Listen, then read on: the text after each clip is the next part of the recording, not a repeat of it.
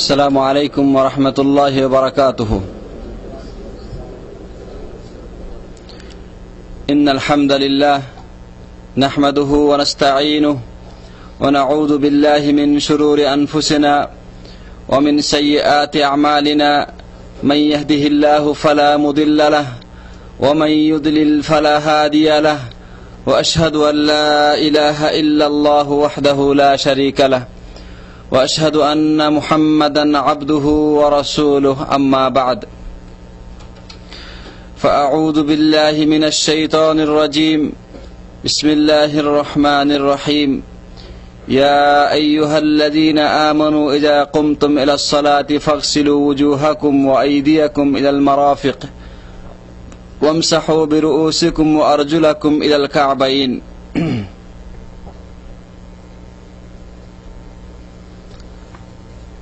আলহামদুলিল্লাহ, প্রথমে মহান রব্বুল আলামিনের প্রশংসা আদায় করে তার নবীর উপরে দরুদ ও সালাম পেশ করার পরে আজকে আমরা আপনাদের সামনে গুরুত্বপূর্ণ ইবাদত সালাত এর পদ্ধতি সম্পর্কে আলোচনা করার জন্য উদ্যোগ গ্রহণ করেছি। আল্লাহর কাছে আমরা প্রার্থনা করি তিনি আমাদেরকে এই বিষয়ের উপরে পরিপূর্ণরূপে আলোচনা করার তৌফিক দান করেন। যেহেতু সালাত ইসলামের সর্বশ্রেষ্ঠ ইবাদত, এজন্য এই সালাত আদায় করার আগে একটা প্রস্তুতি দরকার রয়েছে, আর সেই প্রস্তুতির নাম হচ্ছে পবিত্রতা। পবিত্রতা দুভাগে বিভক্ত, ছোট পবিত্রতা, বড় পবিত্রতা। যদি গোসল ফরজ হয়ে থাকে তাহলে এর গোসল করার মাধ্যমে যে পবিত্রতা অর্জন করা হয় তাকে বলা হয় বড় পবিত্রতা, আর ওযুর মাধ্যমে যে পবিত্রতা অর্জন করা হয় তাকে বলা হয় ছোট পবিত্রতা। মুসলিম নামাজে আসার আগে ছোট এবং বড় সব ধরনের পবিত্রতা অর্জন করবে। যেহেতু পবিত্রতা অর্জন নামাজের অন্যতম শর্ত, এজন্য পবিত্রতা অর্জনের যে গুরুত্বপূর্ণ পর্যায় এবং বিষয় ওযু, সেই সম্পর্কে আমরা সর্বপ্রথম আলোচনা করব। আল্লাহ রাব্বুল আলামিন এই ব্যাপারে ইরশাদ করেছেন সূরা আল মাইদা 6 নম্বর আয়াতে। তিনি বলছেন, ইয়া আইয়ুহাল্লাযীনা আমানু ইযা কুমতুম ইলাস সালাতি, হে ঈমানদারগণ, তোমরা যখন নামাজের ইচ্ছা করো, ফাগসিলু ওয়াজুহাকুম, তোমরা মুখমণ্ডল ধৌত করো, ওয়া আইদিয়াকুম ইলাল মারাফিক, কোনই পর্যন্ত দুই হাতকে ধৌত করো, ওয়ামসাহু বিরউসিকুম, মাথা মাসহ করো, ওয়া আরজুলাকুম ইলাল কাবাইন, এবং টাকনু পর্যন্ত দুই পা ধৌত করো। এই আয়াতে আল্লাহ তাআলা ওযুর নিয়ম বলে দিয়েছেন, আর এই নিয়মকে বাস্তবায়ন করেছেন প্রিয় নবী মুহাম্মদ মুস্তাফা সাল্লাল্লাহু আলাইহি ওয়াসাল্লাম। ওযু একটি গুরুত্বপূর্ণ ইবাদত, সেই হিসাবে এর ফজিলত রয়েছে, মর্যাদা রয়েছে। এ সম্পর্কে আল্লাহ নবী সাল্লাল্লাহু আলাইহি ওয়াসাল্লাম ইরশাদ করছেন, ইন্না উম্মতি ইয়াতুনা ইয়াওমাল কিয়ামাতি গুররাম মুহাজ্জালিনা মিন আসারিল ওযু, নিশ্চয় কিয়ামতের দিন আমার উম্মত উপস্থিত হবে, তাদের মুখমণ্ডল এবং হাত পা গুলো ওযুর কারণে আলোকিত এবং চমকিত হতে থাকবে। সুতরাং যে ব্যক্তি ইচ্ছা করে, ফামানিস্তাতা আমিনকুম আন ইউতিলা গুররাতাহু ফালিয়াফাল, কেহ যদি এই আলোক এবং উজ্জ্বলতা বৃদ্ধি করতে চায় তাহলে সে যেন সেটা বৃদ্ধি করে বা বাড়িয়ে দেয়। হাদিসটি বুখারী এবং মুসলিমে বর্ণিত হয়েছে। তো এই ওযুর ফজিলত আমরা শুনলাম, এবার আসুন আমরা আলোচনা করব ওযু শুরু করার পদ্ধতি। ওযু শুরু করার আগে যে শর্তগুলি রয়েছে জরুরি, যেমন আমরা উল্লেখ করেছি সব ধরনের ছোট বড় নাপাকি থেকে পবিত্র অর্জন করতে হবে। যেই পানি দিয়ে আমি ওযু করব সেই পানিটা পবিত্র হতে হবে। যেহেতু ওযুর বিষয়টা অঙ্গ প্রত্যঙ্গের সাথে জড়িত, এজন্যে আমার চামড়া, শরীরের চামড়া বা নখ বা চুলের গোড়া পর্যন্ত পানি পৌঁছতে বাধা দেয় এরকম কোন বস্তু, যেমন আটা, মোম বা মাটি বা তেল যদি থাকে সেটাকে অপসারণ করতে হবে। ওযু শুরু করার প্রাক্কালে নিয়ত করতে হবে। নিয়ত শব্দের অর্থ হচ্ছে অন্তরে ইচ্ছা বা সংকল্প। নিয়ত মুখে উচ্চারণ করা ইসলামের বিধান নয়, এটি মানুষের তৈরি করা একটি বিধান। যে কোনো ইবাদতের আগে নিয়ত লাগে। আল্লাহ নবী সাল্লাল্লাহু আলাইহি ওয়াসাল্লাম ইরশাদ করেছেন, ইন্নামাল আমালু বিন্নিয়াত, ইবাদত সমূহের বিশুদ্ধতা এবং অশুদ্ধতা নির্ভর করছে নিয়তের উপরে। ওয়া ইন্নামা লিকুল্লি ইমরিম মা নাওয়া, প্রত্যেক ব্যক্তি যা নিয়ত করবে তাই সে পাবে। সুতরাং যেহেতু ওযু একটি ইবাদত, এজন্য এই ইবাদতের আগে আমাদেরকে নিয়ত করতে হবে। আর এই নিয়তের ক্ষেত্রে যে মানুষ কিছু শব্দ উচ্চারণ করে থাকে, যেমন বিসমিল্লাহিল আলিল আযীম, আল ইসলামু হাক্কুন আল কুফরু বাতিলুন, আর ওই ধরনের কি কি শব্দ তারা উচ্চারণ করে থাকে, এগুলি আল্লাহর নবী সাল্লাল্লাহু আলাইহি ওয়াসাল্লামের সুন্নাতের সাথে সম্পৃক্ত নয়। সুতরাং তা পরিত্যাজ্য। প্রথমে অন্তরে নিয়ত করে শুরু করব বিসমিল্লাহ বলে। বিসমিল্লাহির রহমানির রহিম বলারও কোনো প্রয়োজন নাই, শুধু বিসমিল্লাহ বললেই হয়ে যাবে, কারণ হাদিসে এই শব্দটুকুই এসেছে। প্রথমে 2 হাত কবজি পর্যন্ত ধৌত করতে হবে। বিশেষ করে যদি আমি ঘুম থেকে জাগ্রত হই, তাহলে পাত্রে হাত ঢোকানোর আগে হাত দুটিকে কবজি পর্যন্ত 3 বার ধৌত করা উচিত। এবং নবীজি নিষেধ করেছেন, বলেছেন, তোমাদের কেহ যদি ঘুম থেকে জাগ্রত হয় তাহলে সে 2 হাত দুটিকে কবজি পর্যন্ত 3 বার ধৌত না করে যেন পাত্রের মধ্যে না ডুবায়, কেননা সে জানে না তার হাত দুটো কি অবস্থায় রাত কাটিয়েছে।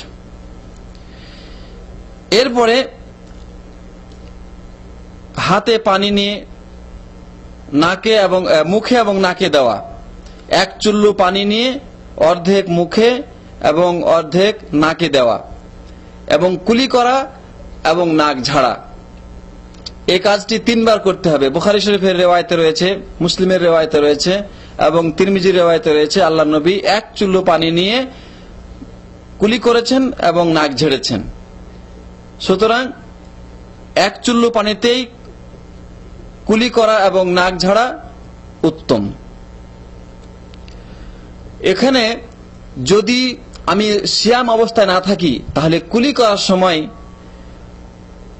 গলার ভিতরে পানি দিয়ে গড়গড়া করা, এটা সুন্নাত। আল্লাহ নবী সাল্লাল্লাহু আলাইহি ওয়াসাল্লাম বলেছেন, বালিগ ফিল মাদমাদা ওয়াল ইস্তিনশাক ইল্লা আন তাকুনা সাইমান, তুমি নাক ঝাড়া এবং কুলি করাতে অতিরঞ্জিত করো, তবে যদি রোজা অবস্থায় থাকো তাহলে সেটা করিও না। তার মানে সেই অবস্থায় গলার মধ্যে পানি চলে যাওয়ার সম্ভাবনা রয়েছে।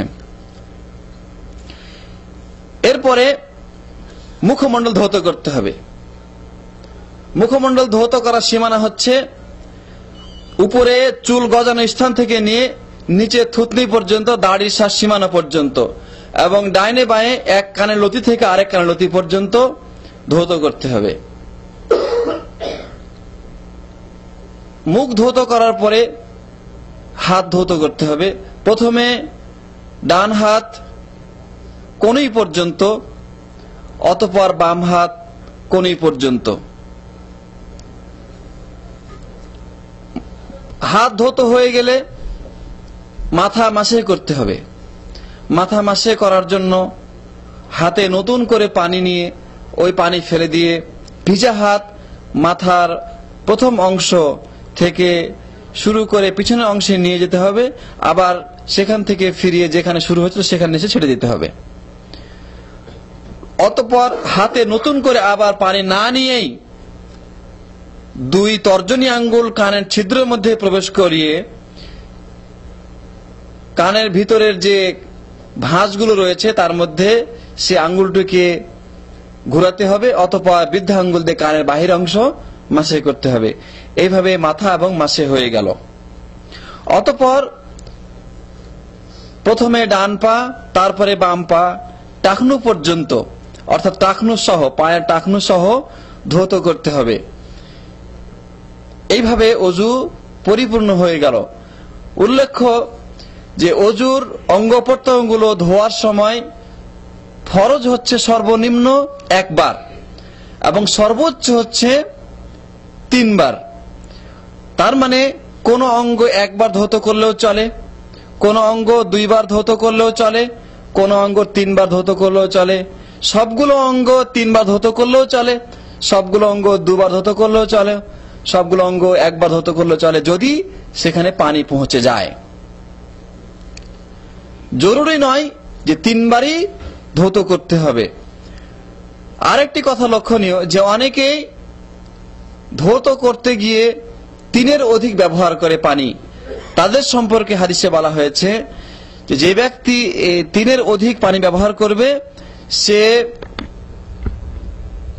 সীমা লঙ্ঘন করবে এবং সে অন্যায় করবে এবং জুলুম করবে, এইভাবে তাকে নিষেধ করা হয়েছে। সুতরাং 3-এর অধিক পানি ব্যবহার করা ওযুর সুন্নাতের পরিপন্থী বহির্ভূত কাজ।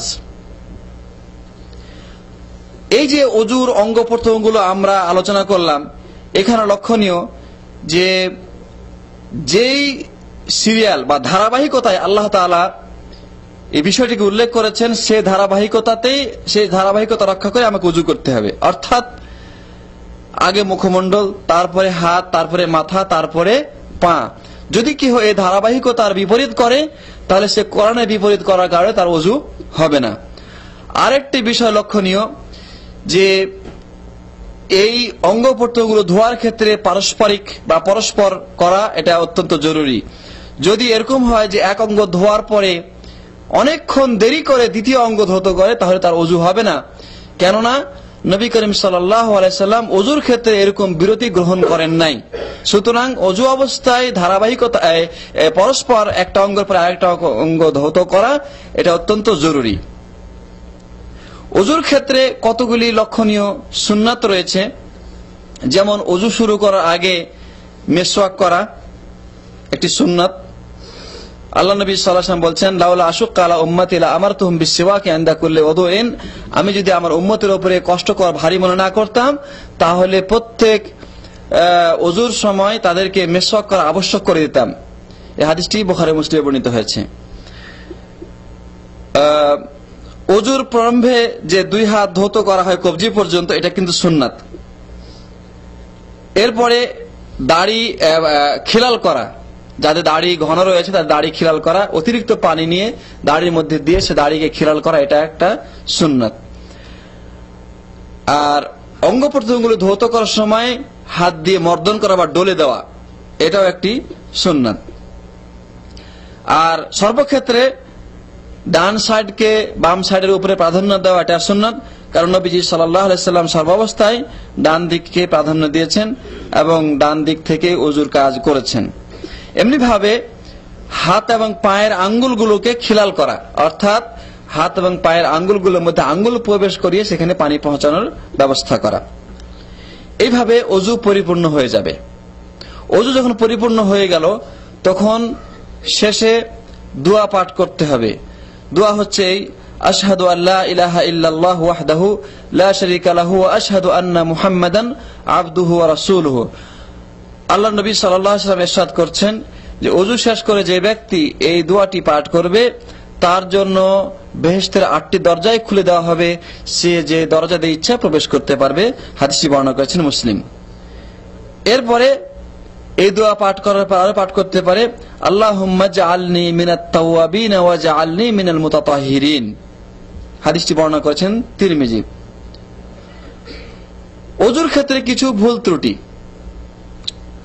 মানুষ ওযু করার সময় যেমন নিয়ত পাঠ করে, এটা একটা ভুল।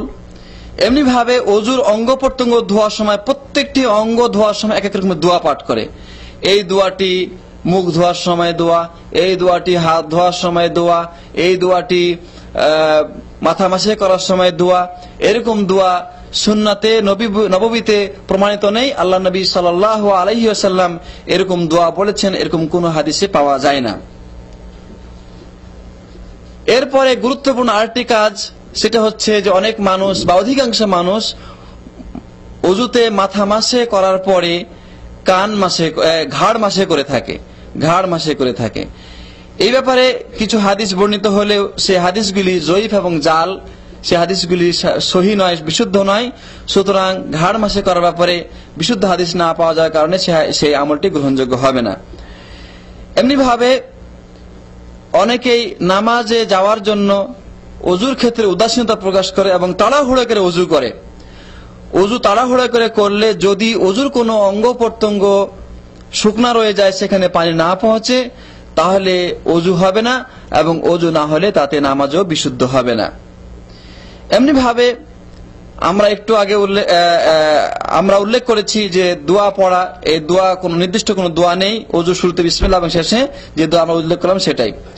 ওযুর ক্ষেত্রে পানির অপচয় করে, অনেকেই পানির টেপ ছেড়ে দেয়, ব্যাপক আকারে অধিক হারে পানি পড়তে থাকে এবং সে ওযু করে। অথচ পানি অপব্যয় করা বা অপচয় করা এটা উচিত নয়, কারণ এই সম্পর্কে আমাদেরকে জিজ্ঞাসা করা হবে। এই হচ্ছে ওযু সম্পর্কিত কিছু ভুল ত্রুটি। ওযুর ক্ষেত্রে কিছু মাসালা রয়েছে, যেমন যদি কোনো মানুষ বহুমূত্র রোগে আক্রান্ত হয়, অথবা এমন ব্যক্তি যা তার ঘন ঘন বায়ু নির্গত হয়, অথবা ইস্তেহাজা, নারীদের ইস্তেহাজা অর্থাৎ অতিরিক্ত রক্তস্রাব, তাহলে এই অবস্থায় সে কিভাবে ওযু করবে? এই অবস্থায় এ ধরনের ব্যক্তি তার নামাজ পরিত্যাগ করবে না, বরং নামাজের সময় হওয়ার পরে সে তার লজ্জাস্থানকে ধুয়ে সেখানে পট্টি জাতীয় কোনো কিছু বেঁধে দিবে, অতঃপর ওযু করবে, এবং সেই সংশ্লিষ্ট নাপাকি যদিও বের হতে থাকে তবুও সে নামাজ আদায় করবে, তাতে কোনো বাধা নেই। ওযুর সময় অন্যের সহযোগিতা নেওয়া জায়েজ আছে। যদি কেহ আপনাকে পানি ঢেলে দেয়, আপনি তা এবং ওযু করেন, তাতেও কোনো অসুবিধা নাই। তারপরে ওযু করার সময় প্রয়োজনীয় কথাবার্তা বলাও বৈধ রয়েছে। এমনিতেই বিনা প্রয়োজনীয় কথা বলা কোনো মুমিনের জন্য বৈধ নয়, ঠিক তেমনি ওযুর সময়ও বৈধ নয়, কিন্তু দরকারি কোনো কথা থাকলে সেই কথা ওযুর সময় বলা বৈধ রয়েছে। প্রত্যেক নামাজের পূর্বে ওযু করা মুস্তাহাব। ওযু যদিও ওযু থাকে তবুও প্রত্যেক নামাজের পূর্বে ওযু করাটা মুস্তাহাব। এরপরে আসুন ওযু ভঙ্গের কিছু কারণ আমরা আলোচনা করি। পেশাব বা পায়খানা রাস্তা দিয়ে কোনো কিছু বের হলে ওযু ভঙ্গ হয়ে যায়, যেমন পেশাব বের হওয়া বা আঠালো জাতীয় কোনো পদার্থ লিঙ্গ দিয়ে বের হওয়া, অথবা বীর্যপাত হওয়া, এগুলি ওযু ভঙ্গের কারণ। যদিও বীর্যপাত এর মাধ্যমে গোসল ফরজ হয়ে যায়, তো এগুলির মাধ্যমে ওযু ভঙ্গ হয়ে যায়। পায়খানা রাস্তা দিয়ে যদি কোনো কিছু বের হয়, বায়ু নির্গত হওয়া অথবা পায়খানা নির্গত হওয়া, এগুলির মাধ্যমে ওযু ভঙ্গ হয়ে যায়। নিদ্রা বা অন্য কোনো কারণে অজ্ঞান হলে ওযু নষ্ট হয়ে যায়। কিন্তু যদি কোনো মানুষ কোনো কিছুতে হেলান না দিয়ে বসে বসে হালকা ভাবে নিদ্রা যায়, তাহলে তার ওযু ভঙ্গ হবে না। এমনি ভাবে লজ্জাস্থান স্পর্শ করা, পর্দার ভিতরে লজ্জাস্থান স্পর্শ করলে ওযু ভঙ্গ হয়ে যায়। উটের মাংস ভক্ষণ করা, যদি কোনো মানুষ উটের মাংস ভক্ষণ করে, তাহলে তার ওযু ভঙ্গ হয়ে যাবে। হাদিসটি মুসলিম শরীফে বর্ণিত হয়েছে। এরপরে কোন মানুষের যদি বমি হয় অথবা শরীরে কোনো স্থান থেকে রক্ত প্রবাহিত হয়, সে অল্প বা বেশি, বা স্ত্রীকে চুম্বন দেয়, স্পর্শ করে, তাহলে এক্ষেত্রে তার ওযু ভঙ্গ হবে না, কারণ এ ব্যাপারে ওযু ভঙ্গের প্রমাণ পাওয়া যায় না বা বিশুদ্ধ কোনো হাদিস পাওয়া যায় না। এই হচ্ছে ওযু সম্পর্কিত আলোচনা। এরপরে আসুন আমরা নামাজের ব্যাপারে আলোচনা করব, যে নামাজ ইসলামের দ্বিতীয় রুকন। নামাজ সবচেয়ে বড় ফরজ, ঈমানের পরে সবচেয়ে বড় ফরজ হচ্ছে নামাজ। কিয়ামতের দিন আল্লাহ তাআলা সর্বপ্রথম নামাজের ব্যাপারে বান্দাকে জিজ্ঞাসা করবেন। যদি নামাজ কবুল হয়ে যায় তাহলে অন্যান্য ইবাদত কবুল হবে, নামাজ প্রত্যাখ্যাত হলে অন্যান্য ইবাদতও প্রত্যাখ্যাত হবে। এই হাদিসটি তিরমিজিতে এবং তাবরানীতে বর্ণিত হয়েছে। সুতরাং নামাজের গুরুত্ব ইসলামে সবচেয়ে বেশি। হাদিসে আরো ইরশাদ করা হয়েছে মুসলিম শরীফে, আল্লাহ নবী সাল্লাল্লাহু আলাইহি ওয়াসাল্লাম বলছেন যে বাইনা রাজুলি ওয়া শিরকি ওয়াল কুফরি তারকুস সালাহ, একজন মুসলিম এবং কাফের এবং মুশরিকের মধ্যে পার্থক্য হচ্ছে নামাজ পরিত্যাগ করা।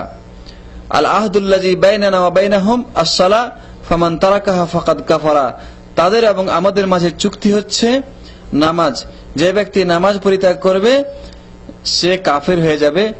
এই হাদিসটি বর্ণনা করেছেন মুসলিম।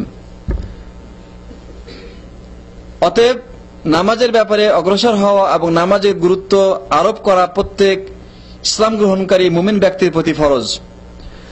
আর যেহেতু নামাজ সবচেয়ে বড় ফরজ, এই জন্য এই নামাজকে আদায় করার জন্য প্রিয় নবী মুহাম্মদ মুস্তাফা সাল্লাল্লাহু আলাইহি ওয়াসাল্লামের সুন্নতের অনুসরণ করে, তার তরিকা বা পদ্ধতি অনুসরণ করে নামাজ আদায় করা জরুরি বা অত্যন্ত বড় ফরজ। কেননা নবী সাল্লাল্লাহু আলাইহি ওয়াসাল্লাম ইরশাদ করেছেন, সল্লু কামা রাআইতুমুনি উসাল্লি, তোমরা নামাজ আদায় করো ঠিক সেইভাবে যেভাবে আমাকে নামাজ আদায় করতে দেখছো। হাদিসটি বর্ণনা করেছেন ইমাম বুখারী। তাহলে নবীজি যেভাবে নামাজ আদায় করেছেন সেভাবে আমাদেরকে নামাজ আদায় করতে হবে, অন্য কোন পদ্ধতিতে নামাজ আদায় করলে সে নামাজ আদায় হবে না। সুতরাং নামাজ শুরু করার আগে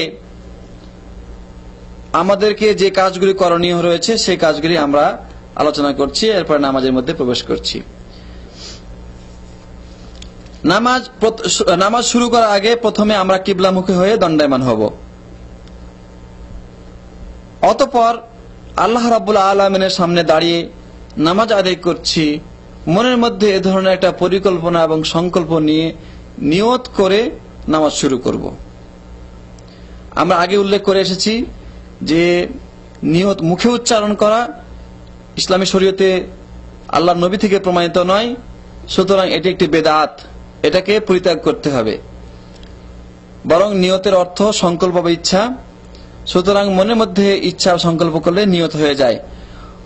অতএব নাওয়াইতু আন উসাল্লি লিল্লাহি তাআলা এ ধরনের বাক্য উচ্চারণ করা ইসলামের নতুন সৃষ্টি, বেদাত, পরিত্যাজ্য। নিয়ত করে কিবলামুখী হয়ে দণ্ডায়মান হব। অতঃপর হাত দুটিকে কাঁধ অথবা কান বরাবর উত্তোলন করে আল্লাহু আকবার বলবো। ডান হাতকে বাম হাতের উপরে রেখে বাম হাতের কবজি এবং অথবা বাহুর উপরে রেখে সেই হাত দুটিকে বুকের উপরে স্থাপন করতে হবে। এই হাদিসটি বুকের উপরে স্থাপন করা হাদিসটি আবু দাউদ এবং ইবনে খুজাইমাতে সহিহ riwayate বর্ণিত হয়েছে। বুখারীতে যে বর্ণনা রয়েছে, আল্লাহ নবী সাল্লাল্লাহু আলাইহি ওয়াসাল্লাম বলছেন, আল্লাহ নবী সাল্লাল্লাহু আলাইহি ওয়াসাল্লাম থেকে যে বর্ণিত রয়েছে যে কানান নাস ইউমারুনা আইয়াদা রাজুল ইয়াদুল ইউমনা আলা দিরাইহিল ইউসরা ফিস সালাতে, লোকেদেরকে আদেশ করা হতো যে ডান হাতকে বাম হাতের বাহুর উপরে নামাজে বাহুর উপরে রাখা। তো এই হাদিসটি বুখারীতে 696 নম্বর হাদিসে বর্ণিত হয়েছে, বাংলা বুখারীতে পাওয়া যাবে। তো এইভাবে এই কারণে বুকের উপরে হাত বাঁধাটাই সুন্নাত। আল্লামা ইবনু নুজাইম এবং ইবনু আমির আল হাজ আল হানাফি তারা বাহরুর রায়েক গ্রন্থে প্রথম খণ্ডে 330 পৃষ্ঠা এই কথাই উল্লেখ করেছেন। এবং ইবনুল হুমাম যিনি হেদায়ার ব্যাখ্যা লিখেছেন তিনি লিখেছেন যে সুন্নাত হচ্ছে, তিনি বলছেন যে ডান হাতকে বাম হাতের উপরে রেখে নাভির নিচে রাখা আল্লাহর নবীর সুন্নাত থেকে মারফু সূত্রে প্রমাণিত নয়। ইমাম নববী বলছেন যে নাভির নিচে হাত রাখার হাদিস যেটা আবু দাউদে বর্ণিত হয়েছে হযরত আলী বিন আবি তালিব থেকে, সেই হাদিসটি সমস্ত মুহাদ্দিসিনদের ঐক্যমতে যঈফ বা দুর্বল। এই হাদিসের মধ্যে আব্দুর রহমান বিন ইসহাক আল ওয়াসিতি নামে একজন বর্ণনাকারী রয়েছে যিনি দুর্বল বা যঈফ। এই কথা ইবনে হুম্মাম বর্ণনা করেছেন ফাথুল কাদির গ্রন্থে 1 নম্বর খণ্ড প্রথম খণ্ডে 287 পৃষ্ঠায়। তো বুকের উপর হাত বাঁধার পরে আমার দৃষ্টি থাকবে সিজদার দিকে, সিজদার স্থানে, যে জায়গায় আমি সিজদা করব সে জায়গাতে আমার দৃষ্টি থাকবে, মাথা নিচু থাকবে। এরপরে সানা পাঠ করতে হবে। সানা হচ্ছে আল্লাহুম্মা বা'id বাইনি ওয়া বাইনা খাতায়ায়া কামা বা'adta বাইনাল মাশরিক ওয়াল মাগরিবি আল্লাহুম্মা নাক্কিনি মিন খাতায়ায়া কামা ইউনাক্কা সাবুল আবিয়াদু মিনাদ দানাসি আল্লাহুম্মা গসিলনি মিন খাতায়ায়া বিল মাই ওয়াস সালজি ওয়াল বারদি। এই সানা, অথবা আমরা এটা পাঠ করতে পারি সুবহানাকা আল্লাহুম্মা ওয়া বিহামদিকা ওয়া তাবারাকা ইসমুকা ওয়া তাআলা জাদ্দুকা ওয়া লা ইলাহা গায়রুকা। আগের সানাটি বুখারী এবং মুসলিমে বর্ণিত হয়েছে, এবং দ্বিতীয় সানাটি যেটা আমি উল্লেখ করলাম সে হাদিসটি আবু দাউদ, তিরমিজি, ইবনে মাজাহ, নাসাইতে বর্ণিত হয়েছে। অতঃপর নিচু আওয়াজে আউযু বিল্লাহি মিনাশ শাইতানির রাজিম বিসমিল্লাহির রহমানির রহিম পাঠ করবে। তারপরে যদি নামাজ উচ্চ কণ্ঠে হয় তাহলে সূরা ফাতিহা জোরে পাঠ করতে হবে, আর নিচু কণ্ঠে হলে আস্তে পাঠ করতে হবে। সূরা ফাতিহা পাঠ করা নামাজের অন্যতম রুকন। আল্লাহ নবী সাল্লাল্লাহু আলাইহি ওয়াসাল্লাম ইরশাদ করছেন, লা সালাতা লিমান লাম ইয়াকরা ফিহা বিফাতিহাতিল কিতাব। যে ব্যক্তি নামাজে সূরা ফাতিহা পাঠ করে না তার নামাজ হয় না। হাদিসটি বুখারী ও মুসলিম বর্ণনা করেছেন। তিনি অন্য riwayate বলেছেন, মান সাল্লা সালাতান লাম ইয়াকরা ফিহা বিফাতিহাতিল কিতাবি ফাহিয়া খিদাজুন গায়রু তামামিন। যে ব্যক্তি নামাজ আদায় করলো অথচ সূরা ফাতিহা পাঠ করল না তার নামাজ বাতিল অসম্পূর্ণ। এই হাদিসটি বর্ণনা করেছেন মুসলিম। তাছাড়া নামাজ সূরা ফাতিহা হচ্ছে নামাজের অন্যতম প্রাণ। এর মাধ্যমে মুসল্লি আল্লাহর সাথে সরাসরি কথোপকথন করে থাকে। আবু হুরায়রা থেকে বর্ণিত, তিনি বলেন আল্লাহ নবী সাল্লাল্লাহু আলাইহি ওয়াসাল্লাম বলেছেন যে আল্লাহ তাআলা বলেন হাদিসে কুদসিতে যে কাসসামতু সালাতা বাইনি ওয়া বাইনা আবদি নিসফাইন, আমি নামাজটি আমার এবং আমার বান্দার মাঝে দুই ভাগে ভাগ করে নিয়েছি। যখন বান্দা পাঠ করে আলহামদুলিল্লাহি রাব্বিল আলামিন, তখন আল্লাহ রাব্বুল আলামিন তার জবাব দিয়ে বলেন হামেদানি আবদি, আমার বান্দা আমার প্রশংসা করলো। যখন বান্দা বলে আর রহমানির রহিম, আল্লাহ বলেন আসনা আলাইয়া আবদি, আমার বান্দা আমার গুণকীর্তন করলো। যখন বান্দা বলে মালিকি ইয়াউমিদ্দিন, তখন আল্লাহ বলেন মাজ্জাদানি আবদি, আমার বান্দা আমার মহত্ব, আমার শ্রেষ্ঠত্ব বর্ণনা করলো। এইভাবে যখন বান্দা বলেন ইয়াকা না'বুদু ওয়া ইয়াকা নাস্তাঈন, তখন আল্লাহ বলেন হাদিহি বাইনি ওয়া বাইনা আবদি, যে এই কথাটা আমার এবং আমার বান্দার মাঝের গোপন কথা।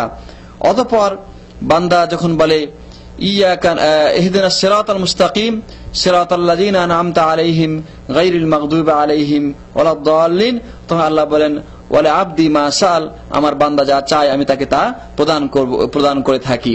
তো এই হাদিসের মাধ্যমে প্রমাণিত হয় যে যদি সূরা ফাতিহা নামাজে পাঠ না করা হয় তাহলে আল্লাহর সাথে এই কথোপকথনের এই একটা সুন্দর পর্যায় তা থেকে রহিত হয়ে যায় বা বিলুপ্ত হয়ে যায়। এজন্য নামাজের অন্যতম রুকন হচ্ছে সূরা ফাতিহা পাঠ করা। আর এই সূরা ফাতিহা ইমাম এবং একাকী ব্যক্তি এবং মুক্তাদি যে ইমামের পিছনে থাকবেন সকলেই পাঠ করবে। নামাজ যদি জোরের সাথে হয়, উচ্চস্বরে হয়, তাহলে ইমামের সূরা ফাতিহা পাঠ করার সময় প্রত্যেক আয়াতের পরে যখন থাকবেন তখন আমি তার সাথে তার পরে আয়াতগুলো পাঠ করব, অথবা ইমাম যখন সম্পূর্ণরূপে সূরা ফাতিহা পড়ে শেষ করবেন তখন আমি ওই সূরা ফাতিহা পাঠ করব। অর্থাৎ উনি সূরা ফাতিহা পাঠ শেষ করে অন্য সূরা শুরু করবেন, তখন আমি সূরা ফাতিহা পাঠ করে নেব। যে কোনো ভাবে সূরা ফাতিহা পাঠ করা যায়। সূরা ফাতিহা পাঠ শেষ হলে আমিন বলতে হবে। হাদিসে এসেছে যে কানা নবী সাল্লাল্লাহু আলাইহি ওয়াসাল্লাম ইজা ইনতাহা মিন কিরাআতিল ফাতিহা ক্বালা আমিন ইয়াজহারু বিহা সাওতাহু। হাদিসটি বর্ণনা করেছে আবু দাউদ। যখন তিনি সূরা ফাতিহা পড়ে শেষ করতেন তখন তিনি আমিন বলতেন এবং উচ্চ কণ্ঠে বলতেন। সুতরাং উচ্চ কণ্ঠে বলাটা সুন্নাত। অন্য হাদিসে রয়েছে যে ইহুদিরা সবচেয়ে যে জিনিসটা মুসলমানদের ব্যাপারে হিংসা করত সেটা হচ্ছে নামাজে আমিন বলা। এই হাদিসে বর্ণনা করেছেন আবু দাউদ। সুতরাং এক্ষেত্রে আমিন বলাটা, জোরে আমিন বলাটা সুন্নাত। যদি কেউ জোরে আমিন না বলে নামাজ হয়ে যাবে, কিন্তু এটি সুন্নাত কম হয়ে যাবে। এজন্য আব্দুল হক মুহাদ্দিস দেহলভী রাহমাতুল্লাহ আলাই তিনি মাদারিজুন নবুওয়া এবং আব্দুল হাই লাখনবী রাহমাতুল্লাহ আলাই তারাও তিনি তালিকুল মুমাজ্জাদ গ্রন্থে তিনি বলেছেন যে আল ইনসাফ আন্নাল জাহরা কবিয়ুন মিন হাইসুদ দলিল।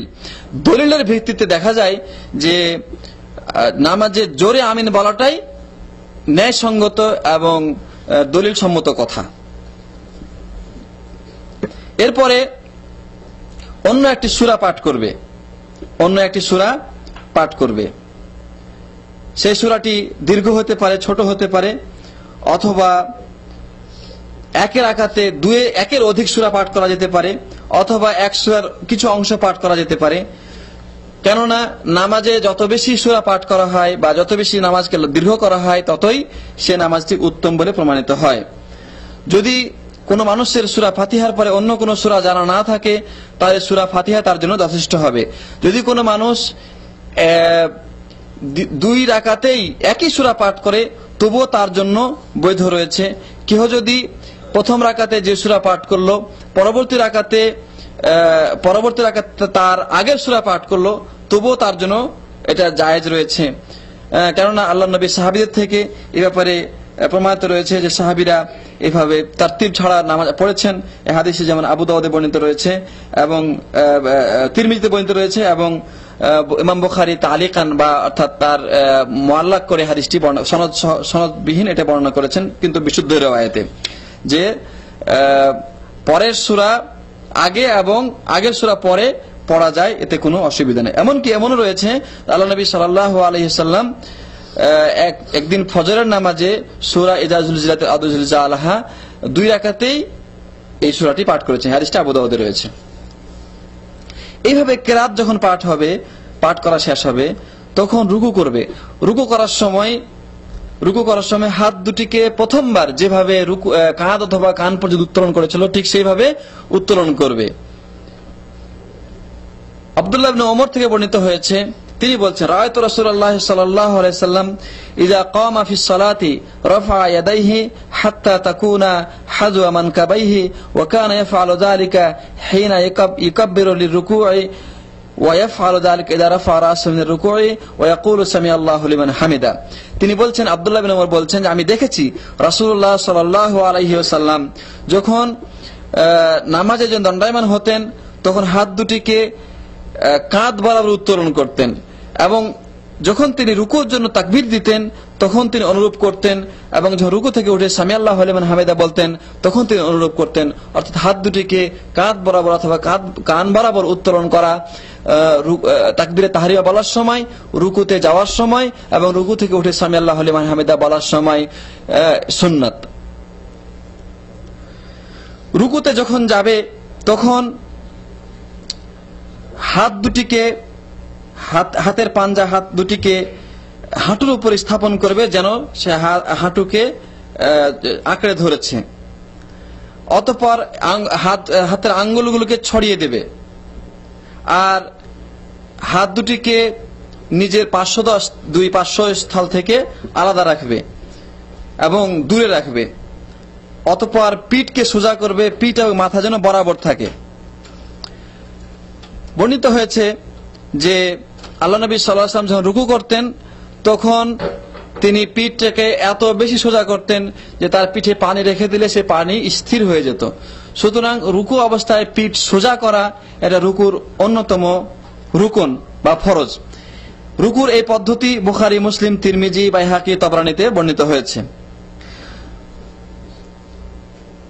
রুকুতে গিয়ে তাসবিহ পাঠ করবে সুবহান রাব্বিয়াল আযীম 3 বার, অথবা পাঠ করবে সুবহানাকাল্লাহুম্মা রাব্বানা ওয়া বিহামদিকা আল্লাহুম্মা গফিরলি।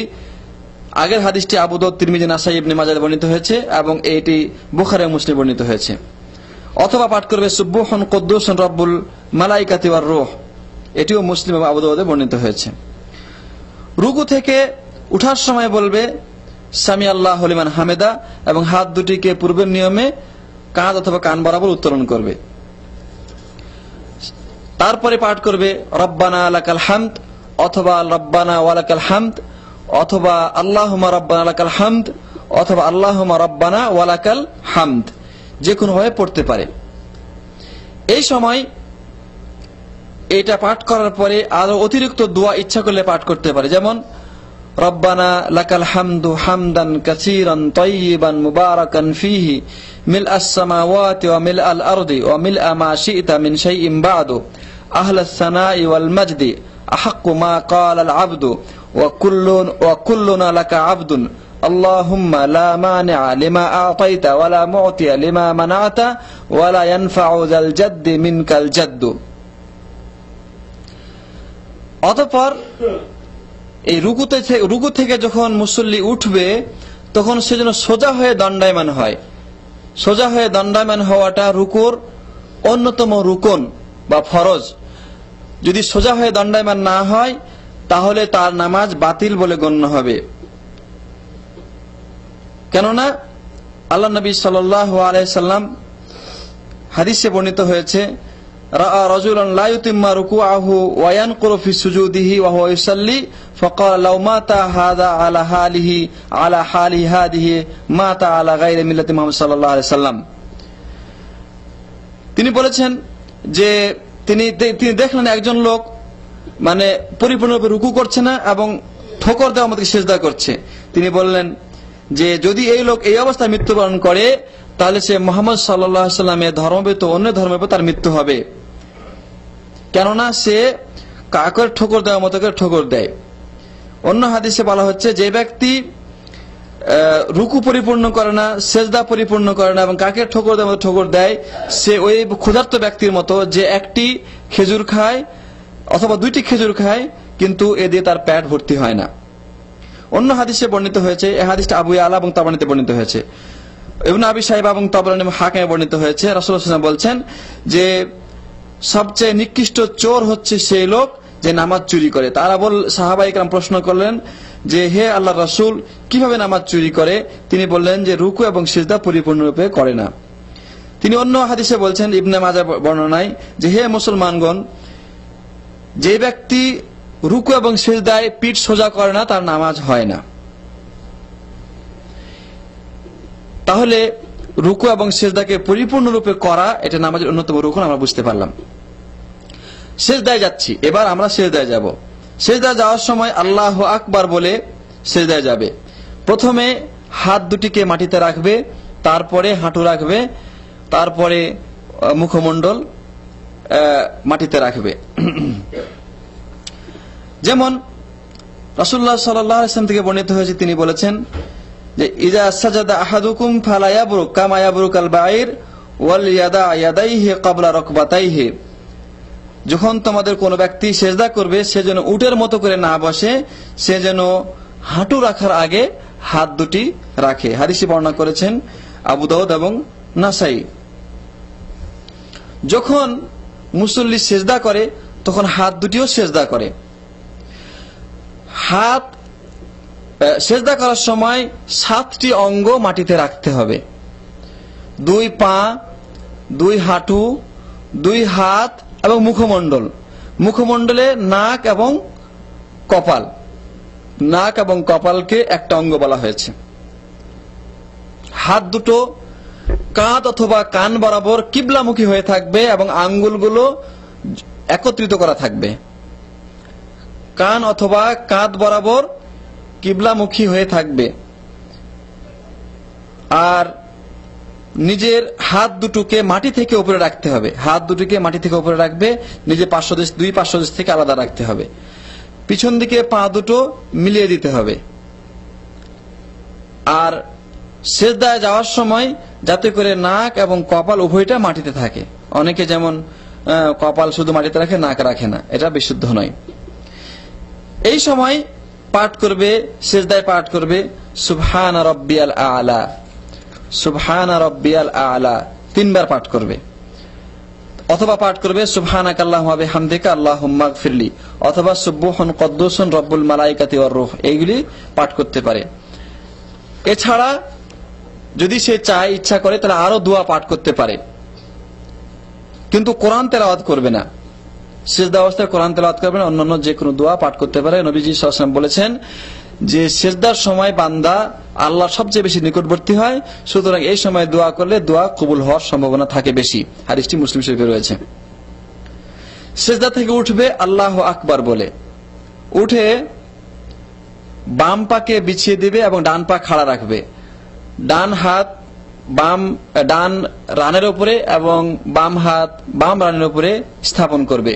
যদি হাত দুটিকে হাঁটুর উপরে রাখে তাতেও কোনো অসুবিধা নেই। এইভাবে প্রথম সিজদা করলো, প্রথম সিজদা থেকে উঠলো। এখন সে পাঠ করবে রব্বিগফিরলি, রব্বিগফিরলি, অথবা পাঠ করবে আল্লাহুম্মা গফিরলি ওয়ারহামনি ওয়াজবুরনি ওয়াহদিনি ওয়ারজুকনি। রব্বিক ফিরলি এই হাদিসটি ইবনে মাজাতে এবং এই হাদিসটি পরবর্তী দোয়ার হাদিসটি তিরমিজিতে বর্ণিত হয়েছে। অতঃপর প্রথম সেজদার মতো তাকবীর দিয়ে আল্লাহু আকবার বলে দ্বিতীয় সেজদা করবে এবং সেজদা থেকে উঠে একটু বসবে, সামান্য একটু বসবে। এটাকে জালসা ইস্তিরাহা বলা হয়। বুখারী শরীফে বর্ণিত হয়েছে মালিক বিন হুওয়াইরিস থেকে আল্লাহর নবী সাল্লাল্লাহু আলাইহি ওয়াসাল্লাম প্রথম রাকাতে দ্বিতীয় সেজদা থেকে উঠে সামান্য একটু বসতেন, তারপরে দণ্ডায়মান হতেন। এখন এই দ্বিতীয় রাকাত প্রথম রাকাতের মতোই আদায় করবে, তবে এই ক্ষেত্রে সানা পড়তে হবে না এবং আউযুবিল্লাহ পড়তে হবে না। বিসমিল্লাহ বলে সূরা ফাতিহা দিয়েই শুরু করবে। অতঃপর প্রথম রাকাতের মতোই এই রাকাতকে পরিপূর্ণ করবে। নামাজ যদি 2 রাকাত বিশিষ্ট হয় তাহলে দ্বিতীয় সেজদার পরে তাশাহুদের জন্য বসে যাবে। বসার সময় বাম পা বিছিয়ে ডান পা খাড়া করবে এবং এই অবস্থায় বাম হাত বাম রানের উপরে এবং ডান হাতকে ডান রানের উপরে রেখে হাতটাকে মুষ্টিবদ্ধ করবে। সমস্ত আঙ্গুলি মুষ্টিবদ্ধ করে তর্জনী আঙ্গুলটিকে খাড়া করবে এবং সে আঙ্গুলকে এভাবে হিলাবে এবং দোয়া করবে। আত্তাহিয়াত থেকে শুরু করে শেষ পর্যন্ত এই আঙ্গুল হিলাতে হবে। সর্বনিম্ন এটাকে খাড়া রাখবে এবং এটা এই বর্ণনা মুসলিম শরীফে রয়েছে। আল্লাহ নবী সাল্লাল্লাহু আলাইহি ওয়াসাল্লাম এভাবে আঙ্গুল খাড়া রাখতেন এবং দোয়া করতেন।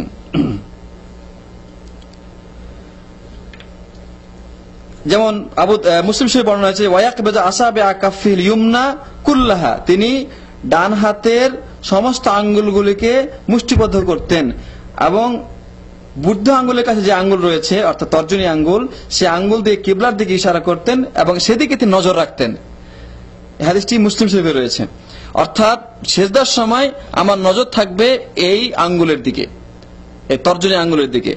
এবং আবু দাউদে বর্ণনা রয়েছে ইউহাররিকুহা ইয়াদউ বিহা, এই আঙ্গুলকে নাড়াতেন এবং দোয়া করতেন। মুসনাদ আহমদ হাদিসে রয়েছে যে এই আঙ্গুলটি শয়তানের কাছে লোহার চাইতে বেশি কঠিন এবং ভারী বলে মনে হয়। অতঃপর তাশাহুদে বসে আমি পাঠ করব আত্তাহিয়াতু লিল্লাহি ওয়াসসালাওয়াতু ওয়াত-তাইয়্যিবাতু আসসালামু আলাইকা আইয়ুহান নাবিয়্যু ওয়া রাহমাতুল্লাহি ওয়া বারাকাতুহু আসসালামু আলাইনা ওয়া আলা ইবাদিল্লাহিস সালিহিন আশহাদু আল লা ইলাহা ইল্লাল্লাহু ওয়া আশহাদু আন্না মুহাম্মাদান আবদুহু ওয়া রাসূলুহু। নামাজ যদি 2 রাকাত হয় তাহলে এরপরে দরুদ শরীফ পড়ে এবং অন্যান্য দোয়া পড়ে সালাম ফিরাতে হবে। আর নামাজ যদি 2 এর অধিক হয়, তৃতীয় 3 রাকাত বিশিষ্ট বা 4 রাকাত হয়, তাহলে এতটুকু পাঠ করার পরে তৃতীয় রাকাতের জন্য দণ্ডায়মান হবে। যখন তৃতীয় রাকাতের জন্য দণ্ডায়মান হবে তখন তাকবীর দিবে এবং ওই সময় হাত দুটিকে উত্তোলন করবে। এই হাত উত্তোলনের ব্যাপারে বুখারী শরীফে হাদিস বর্ণিত হয়েছে। আল্লাহ নবী সাল্লাল্লাহু আলাইহি ওয়াসাল্লাম হাত দুটিকে কাঁধ অথবা কান বরাবর উত্তোলন করতেন। এই সময় শুধু সূরা ফাতিহা পাঠ করবে। এই সময় শুধুমাত্র সূরা ফাতিহা পাঠ করবে, অন্য কোনো সূরা পাঠ করবে না। যদি কেহ অন্য কোনো সূরা পাঠ করে তবুও কোনো অসুবিধা নাই। যদি এরকম হয় আমি যদি মুক্তাদি হই এবং ইমাম সাহেব শেষের 2 রাকাতকে তিনি দীর্ঘ করেন, তাহলে ওই অবস্থায় আমি সূরা ফাতিহার পরে অন্য সূরা পাঠ করতে পারি, কোনো অসুবিধা নেই। এই ব্যাপারে মুসলিম শরীফে এবং মুসনাদ আহমদে হাদিস বর্ণিত হয়েছে। যেমন সাহাবী বলছেন যে আল্লাহ নবী সাল্লাল্লাহু আলাইহি ওয়াসাল্লাম কখনো তিনি আরো অতিরিক্ত আয়াত তেলাওয়াত করতেন এবং এই রাকাতে কখনো কখনো তিনি দীর্ঘ করতেন। তাহলে এইভাবে অন্য কোন সূরা পাঠ করা যায়, এতে কোনো বাধা নাই, কিন্তু সূরা ফাতিহা পাঠ করাটাই তার জন্য যথেষ্ট হবে। এইভাবে শেষের রাকাতটি অথবা দ্বিতীয় রাকাত 2 রাকাত শেষ করে 4 রাকাত যখন নামাজ পরিপূর্ণ হয়ে গেল তখন শেষ তাশাহুদের জন্য বসবে। এই সময় প্রথম তাশাহুদে যা পাঠ করেছিল সেটা পাঠ করবে এবং অতিরিক্ত দরুদ পাঠ করবে। আল্লাহুম্মা সাল্লি আলা মুহাম্মাদ ওয়া আলা আলি মুহাম্মাদ কামা সাল্লাইতা আলা ইব্রাহিম ওয়া আলা আলি ইব্রাহিম ইন্নাকা হামিদুম মাজিদ।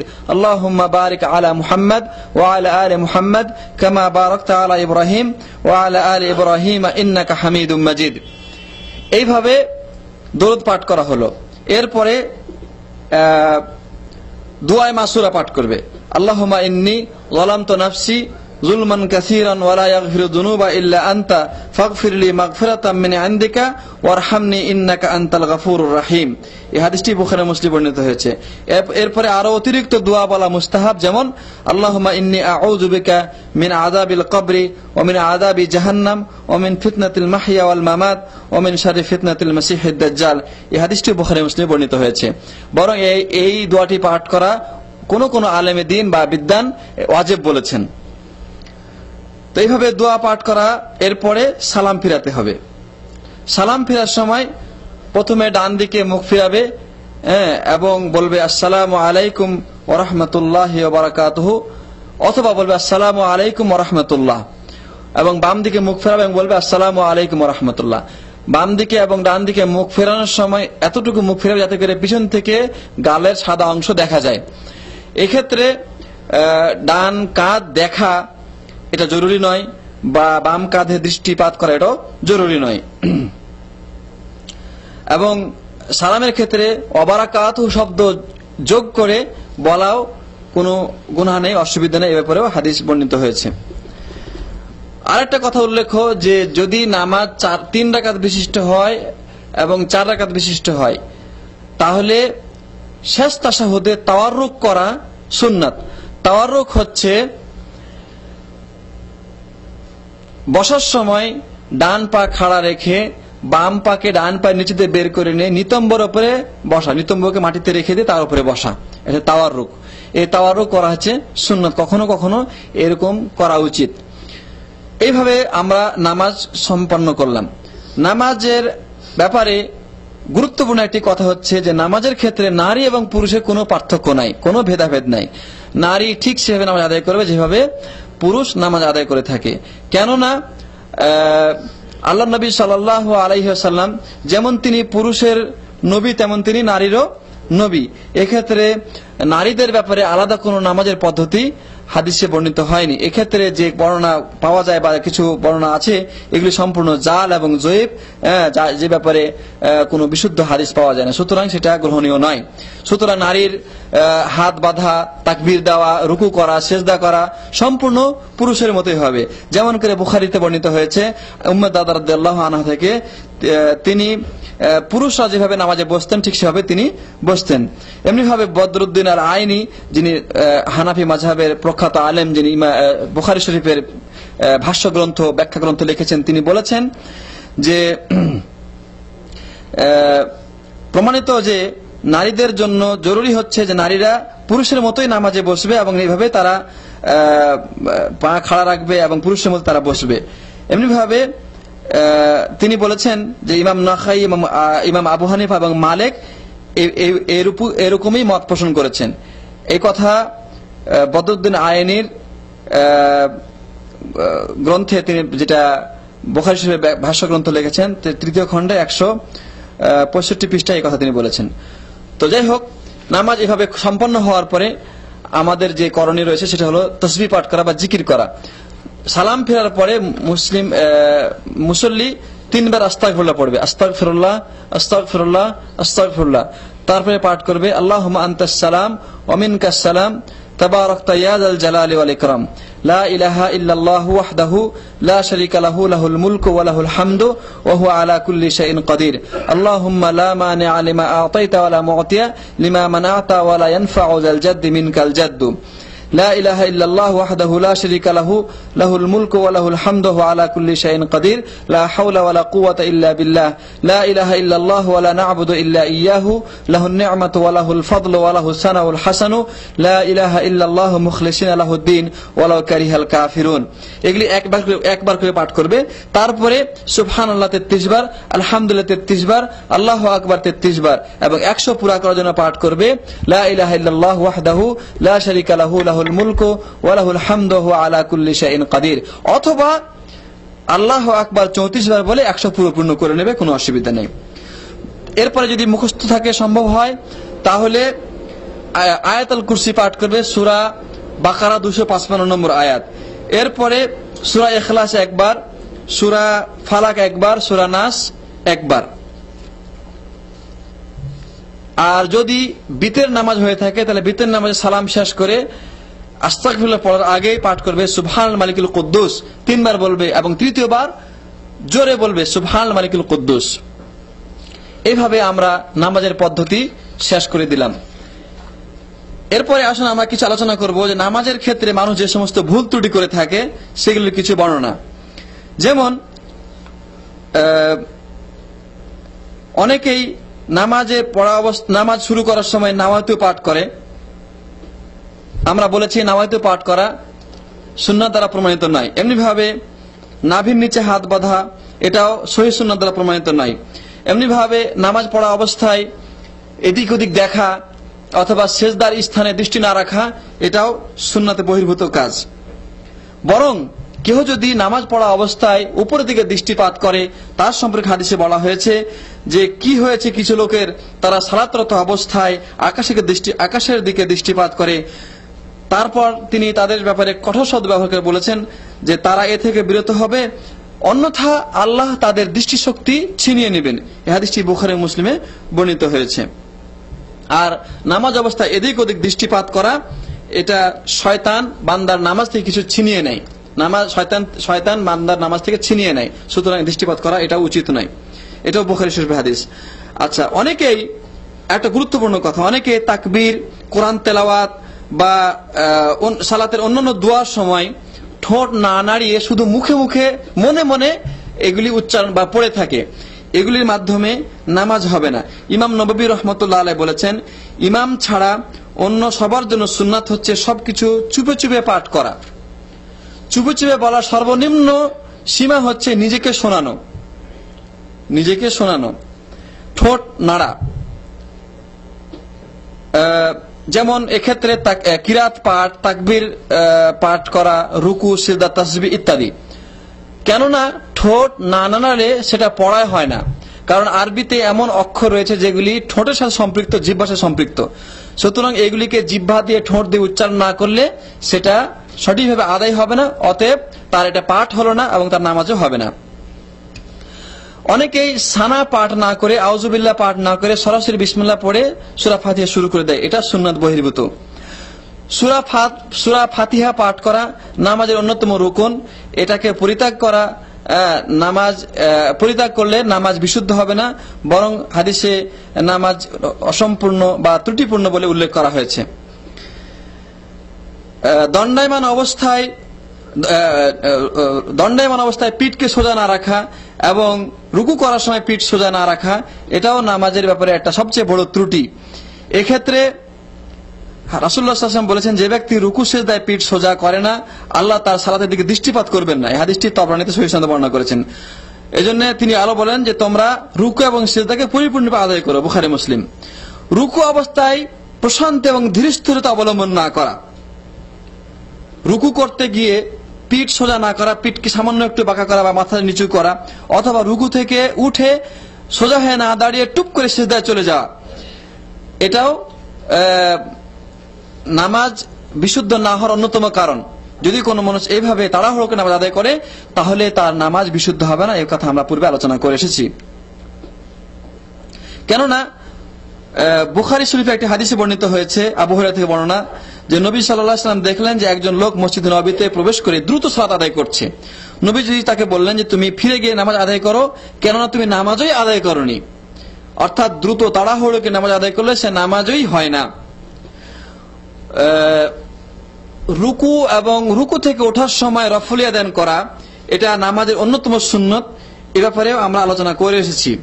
বুখারী এবং মুসলিম সহ একাধিক গ্রন্থে সহিহ রিওয়ায়াতে বর্ণিত হয়েছে যে নবীজি সাল্লাল্লাহু আলাইহি ওয়াসাল্লাম এ ব্যাপারে হাত উত্তোলন করেছেন।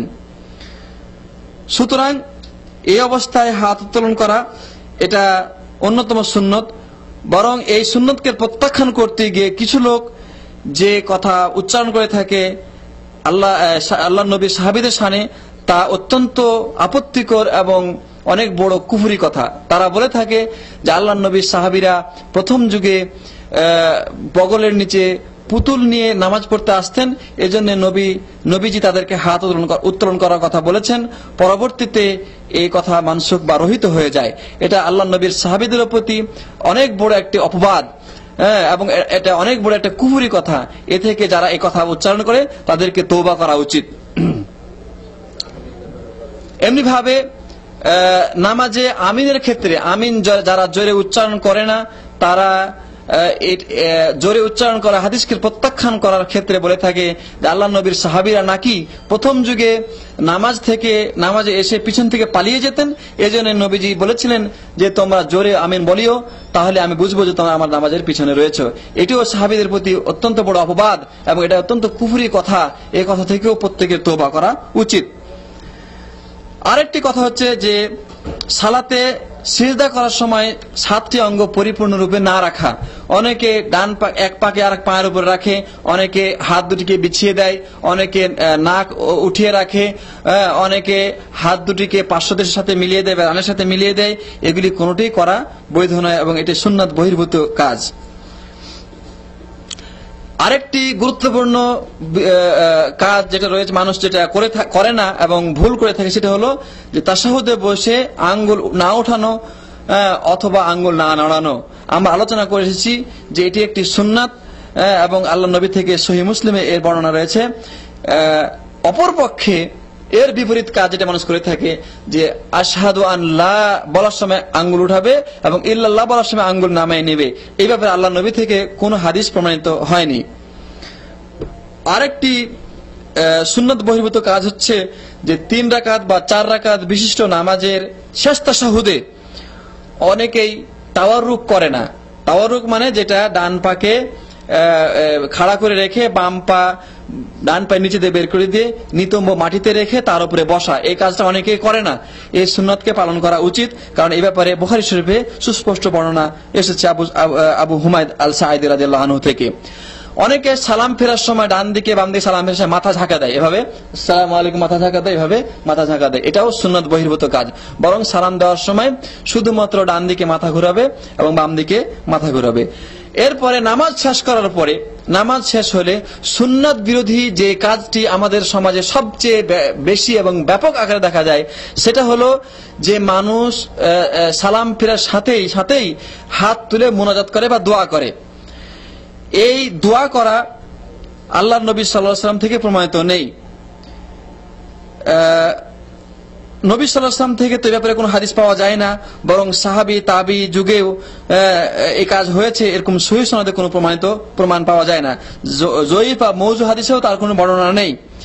তাই এই কাজ সম্পূর্ণরূপে সুন্নাত বিরোধী এবং বেদাত, এটাকে প্রত্যাখ্যান করতে হবে।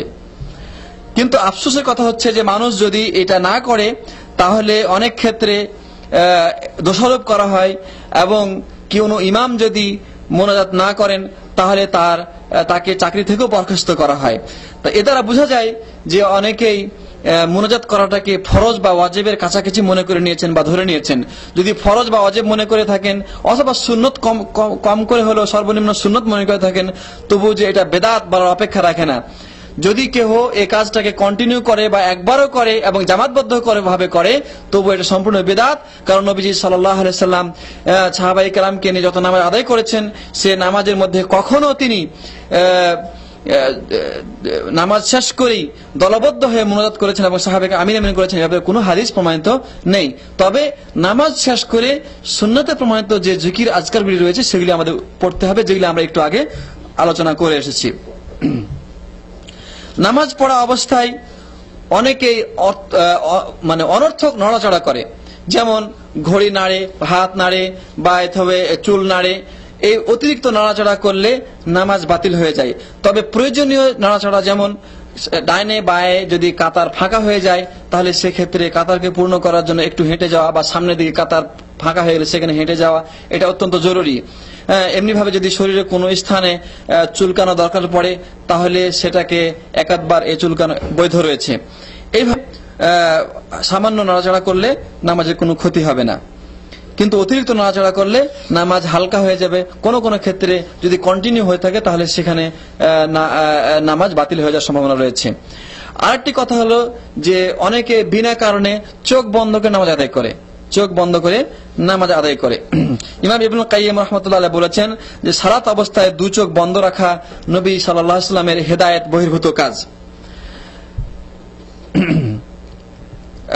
কেননা নামাজ অবস্থায় আমি যতক্ষণ দণ্ডায়মান থাকবো এবং রুকুতে থাকবো, সুন্নাত হচ্ছে দৃষ্টি থাকবে সিজদার স্থানে। আর তাশাহুদে বসে সুন্নাত হচ্ছে দৃষ্টি থাকবে তর্জনী আঙ্গুলে, যে আঙ্গুলটা খাড়া থাকবে এবং যে আঙ্গুল দিয়ে দোয়া পাঠ করা হবে। তবে যদি মুসল্লির সামনে এমন কোন বস্তু থাকে, এমন কিছু থাকে যে বস্তুতে দৃষ্টি পড়ার কারণে তাকে নামাজ থেকে অন্যমনস্ক করে ফেলবে, তাহলে ওই অবস্থায় কখনো কখনো চোখ বন্ধ করাতে কোনো দোষ নেই, কোনো গুনাহ নেই। আরেকটি গুরুত্বপূর্ণ কথা, নামাজ পড়া অবস্থায় অনেকে হাই উঠায়, এভাবে হাই উঠায়, কিন্তু সে হাই চলে আসলে সেটাকে প্রতিরোধ করে না। অথচ নবী সাল্লাল্লাহু আলাইহি ওয়াসাল্লাম বলেছেন যে ইজা তাসাআবা আহাদুকুম ফিস সালাতি ফালিয়াকযিম মাসতাআ ফাইন্না শাইতান ইয়াদখুল, যখন নামাজ অবস্থায় কারো হাই আসে তাহলে সে সাধ্য অনুযায়ী সেটাকে প্রতিরোধ করবে, কেননা ওই অবস্থায় শয়তান ভিতরে প্রবেশ করে। হাদিসটি মুসলিম শরীফে রয়েছে। সুতরাং হাই প্রতিরোধ করা এটা জরুরি। আরেকটা কথা হলো যে যদি আমি একনিষ্ঠভাবে নামাজ আদায় করি এবং আল্লাহকে স্মরণ রেখে নামাজ আদায় করি, তাহলে হাই অনেক সময় না আসারই কথা। তো এইভাবে আমরা নামাজের যে ভুল ত্রুটিগুলি রয়েছে সেগুলি যদি থেকে নিজেদেরকে রক্ষা করতে পারি, তাহলে আমাদের নামাজ বিশুদ্ধ হবে এবং আল্লাহ নবী সাল্লাল্লাহু আলাইহি ওয়াসাল্লামের শিখিয়ে দেওয়া পদ্ধতি অনুযায়ী নামাজ আমাদের আদায় হবে। আল্লাহর কাছে আমরা দোয়া করি আল্লাহ রাব্বুল আলামিন যেন আমাদের নামাজকে নবীজির নামাজের তরিকার সাথে মিলিয়ে দেন এবং আমাদের নামাজ যেন আল্লাহ রাব্বুল আলামিন কবুল করেন। সেইভাবে আমাদেরকে নামাজ জানা, শেখা এবং দৈনন্দিন জীবনে নামাজ আদায় করা তৌফিক দান করেন। আমিন। আকুলু ক্বালি হাযা আস্তাগফিরুল্লাহ লি ওয়া লাকুম ওয়া লিসাইরিল মুসলিমিন ফাস্তাগফিরুহু ইন্নাহুল গফুরুর রহিম। ওয়া সাল্লাল্লাহু আলা নাবিয়িনা মুহাম্মদ ওয়া আলা আলিহি ওয়া সাহবিহি আজমাইন। ওয়াসসালামু আলাইকুম ওয়া রাহমাতুল্লাহি ওয়া বারাকাতুহু।